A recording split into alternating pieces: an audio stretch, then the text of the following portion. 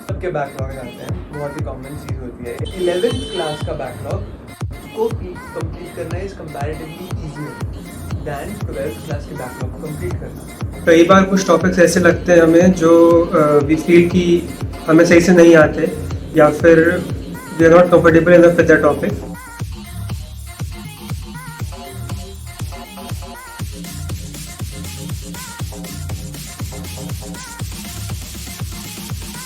सबके बैकलॉग आते हैं, बहुत ही कॉमन चीज़ होती है ये।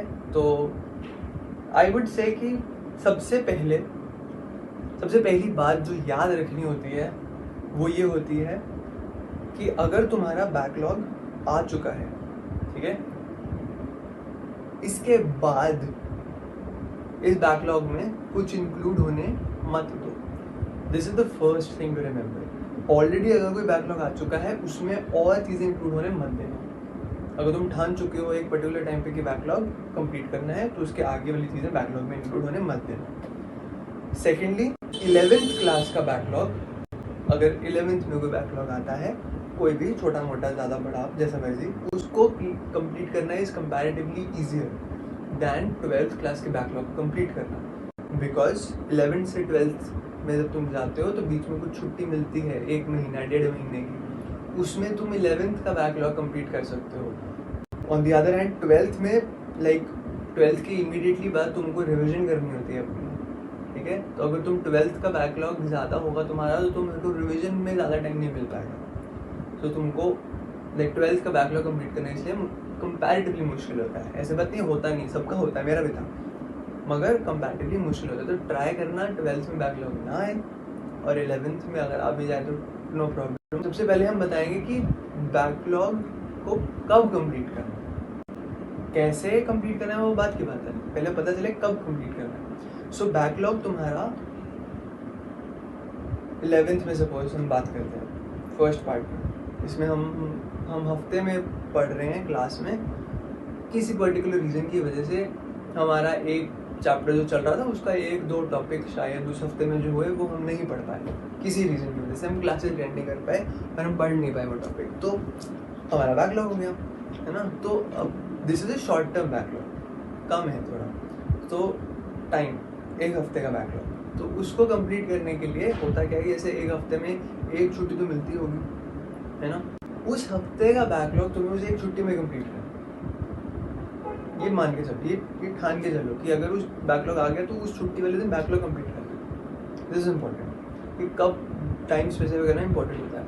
तो उस छुट्टी वाले दिन पे हफ्ते का बैकलॉग कंप्लीट करेंगे। दूसरा कौन सा बैकलॉग हो सकता है, सपोज करो तुम्हारी 11th क्लास खत्म हो गई पर तुम्हारे 1, 2, 3 चैप्टर बैकलॉग में आ गए, तुम्हें चैप्टर ही नहीं पढ़े, क्लास ही नहीं अटेंड की उसकी चैप्टर की। मेरे साथ हुआ था, I got chicken pox at the end of 11th, तो मैं ऑर्गेनिक केमिस्ट्री का जो GOC वाला चैप्टर है, general organic chemistry, I was not able to do that chapter, मैं कर ही नहीं पाया वो चैप्टर, तो वो 11th क्लास का चैप्टर बैकलॉग हो गया था मेरा, और फिर उसके बाद उसे कंप्लीट करना था, तो कब करता, तो 11th से 12th की उसमें छुट्टी मिलती है, उसमें वो चैप्टर कंप्लीट करने होते हैं बैकलॉग। अगर लॉन्ग टर्म बैकलॉग है तो उसको तुम्हें थोड़ी बल्क में छुट्टी मिलती है तो उसमें कंप्लीट करना पड़ता है।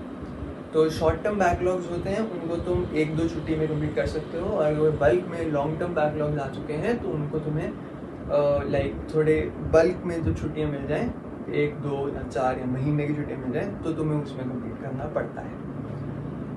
Now coming to the point कि बैकलॉग कंप्लीट करें कैसे, है ना। तो बैकलॉग कंप्लीट करने का सबसे बेस्ट तरीका है कि अगर तुम्हारे पास सपोज 3 चैप्टर्स का बैकलॉग है, ठीक है, तो तुम अपने सबसे पहले तो अपने टीचर से जाके पूछो कि इन चैप्टर्स में से सबसे ज़्यादा इंपॉर्टेंट चैप्टर कौन सा है, सबसे पहले उसको कंप्लीट करना है, ठीक है। प्रायोरिटी देख लो, सबसे ज़्यादा इंपॉर्टेंट चैप्टर नंबर मतलब 3 चैप्टर थे ABC, उनका बैकलॉग था, तो चैप्टर B सबसे ज़्यादा इंपॉर्टेंट था। तुमने टीचर से पूछा, उन्होंने बोला B इंपॉर्टेंट है तो B पहले कर लो, फिर A, फिर C था, उन्होंने बोला तो फिर A कर लो, फिर C कर लो, ठीक है। उसी तरीके से टॉपिक्स हैं, तो कौन सा टॉपिक ज़्यादा है, अगर कोई शॉर्ट टर्म बैकलॉग आ रखा है तो उसका टॉपिक देख लो, कौन सा टॉपिक ज़्यादा इंपॉर्टेंट है, उससे पहले कर लो और फिर उसके बाद बाकी कर लो। नाउ कभी कभार लोग क्या करते हैं गलती कि जब वो चैप्टर का बैकलॉग कर रहे होते हैं तो वो उस बैकलॉग को कंप्लीट करने के लिए भी उस चैप्टर के उन टॉपिक्स को उठा लेते हैं जो आसान लग रहे हैं उनको। नहीं, that is the biggest mistake. अगर तुम चैप्टर का बैकलॉग कंप्लीट कर रहे हो तो तुम्हें पूरा चैप्टर अच्छे से पढ़ना है। And the most important thing is बिल्कुल उसी तरीके से पढ़ना है जैसे तुम्हारी टीचर ने क्लास में पढ़ाया था। अब तुमने अगर क्लास ही नहीं अटेंड करी तो अपने फ्रेंड से नोट्स ले लो और उसी ऑर्डर में पढ़ो जिस ऑर्डर में टीचर ने पढ़ाया था, क्योंकि टीचर्स ने प्रॉपर ऑर्डर से पढ़ाते बच्चों को ताकि उनके दिमाग में वो चैप्टर बस जाए। तो इसलिए उसी ऑर्डर में उस चैप्टर अपने बैकलॉग को कंप्लीट करो जिस ऑर्डर में टीचर ने पढ़ाया था।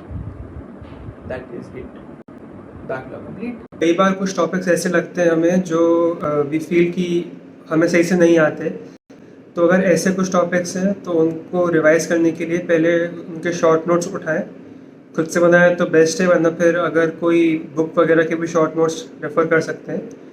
उसके बाद उससे रिलेटेड कुछ क्वेश्चन सॉल्व करें, या तो प्रीवियस ईयर क्वेश्चन सॉल्व कर सकते हैं। अरिहंत की एक बुक आती है topic wise questions, topic wise उसमें प्रीवियस ईयर क्वेश्चंस रहते हैं और वो ECM तीनों के लिए अवेलेबल है, तो उससे क्वेश्चंस प्रैक्टिस कर सकते हैं। और जिन जिन सब टॉपिक में जहाँ जहाँ दिक्कत आ रही है फिर उसके ओरिजिनल नोट्स रिवाइज कर लें, तो ऐसे में ज़्यादा टाइम भी नहीं जाएगा और रिविज़न भी सही से हो जाएगा। पर अगर कोई ऐसा टॉपिक है जो आपने स्टार्टिंग में पढ़ा ही नहीं था, या जब कोचिंग या स्कूल में पढ़ाया जा रहा था तो पढ़ नहीं पाए थे, तो ऐसे में तो पहले जो ओरिजिनल नोट्स हैं उनको रेफ़र करें। अगर NCERT का टॉपिक है तो NCERT पढ़ लें और उसके बाद उससे कुछ क्वेश्चन सॉल्व करें। Again previous year question try कर सकते हैं, क्योंकि क्वेश्चन सॉल्व करने से काफ़ी चीज़ें और क्लियर हो जाती हैं। तो इस तरह जो है आप बैकलॉग कवर कर सकते हैं। So yeah, dealing with backlogs is highly stressful, but in the end you need to know the timeline by when you need to get a topic done. You're studying something, you do it to your extent, wherever you can do it till. But at one point you need to know कि नहीं, I need to put in extra efforts for this. So that's just the point for backlogs. Study it wherever you can, but just have in your mind कि you need to do it more than it is already. So that will mostly clear it out. How to deal with backlogs, right? So one is during the syllabus completion. So whenever you are in the middle of a syllabus completion, even in the mid of 11th or end of 11th, mid of 12th, whichever syllabus completion phase, so definitely I will like to tell that always focus on the current topic. Never ever go back to the topics which you have left or definitely you are weak at. Never ever do that, leaving the present topic, because the present topic is the most important.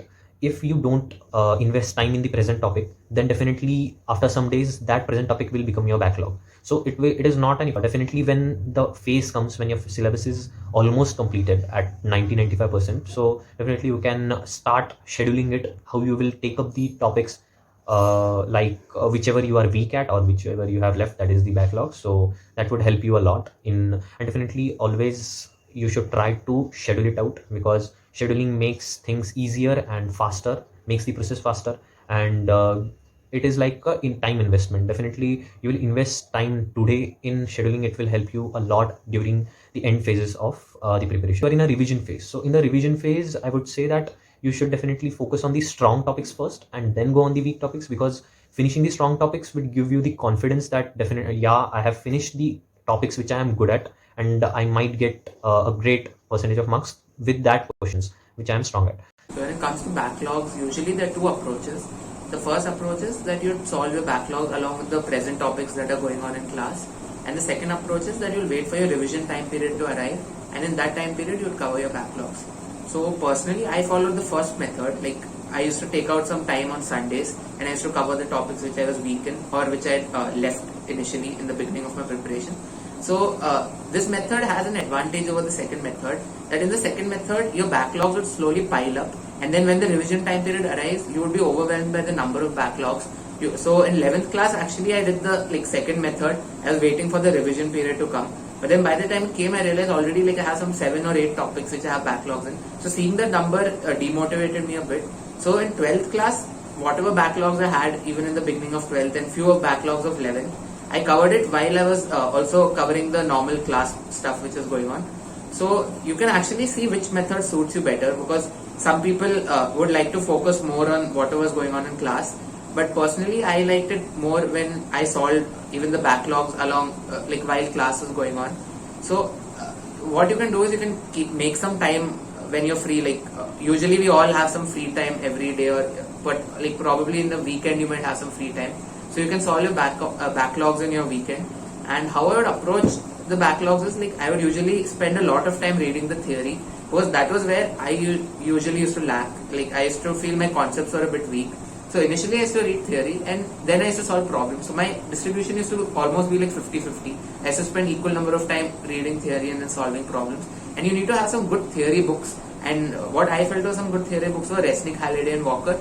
And for maths and physics it was Cengage, and physics like even Resnick, Halliday, Walker was there. And for chemistry I really like MS Chauhan, even though it's not a theory book, but the problems are really good.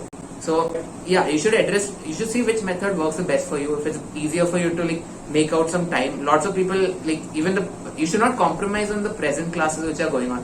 You should like try to do your best in the present classes, and only if you are like comfortable with the current topic, then only you should start working on your backlogs.